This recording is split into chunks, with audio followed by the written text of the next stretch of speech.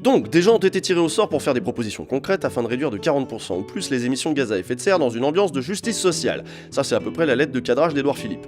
La convention, qui s'étale finalement sur 7 week-ends, se passe au CESE, le Conseil économique, social et environnemental. Voici d'ailleurs son président, Patrick Bernasconi, qui est ravi qu'on s'intéresse enfin à son assemblée qui n'a pas beaucoup de pouvoir d'habitude et qui n'en aura pas beaucoup plus là, mais bon, elle accueille et elle encadre cette convention citoyenne.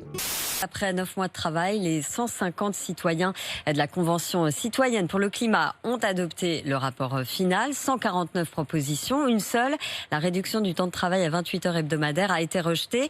Les 600 pages du rapport sont désormais entre les mains de l'exécutif. Tout reste à faire, selon la coprésidente de la Convention citoyenne pour le climat, Laurence Touviana.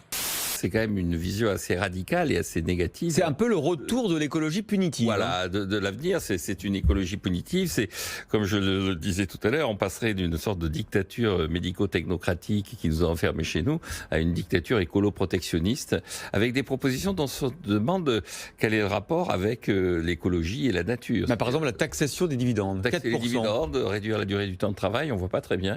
Cette convention, elle n'existe pas dans la Constitution. Est-ce que le président français est libre de rien faire, finalement, au bout du compte, de ces préconisations? Est-ce qu'il a le droit de les enterrer et de dire on passe à autre chose? Absolument, absolument. Ouais. On est dans l'ordre de l'expérimentation. Il n'y a pas de socle juridique pour cette expérience. Ouais.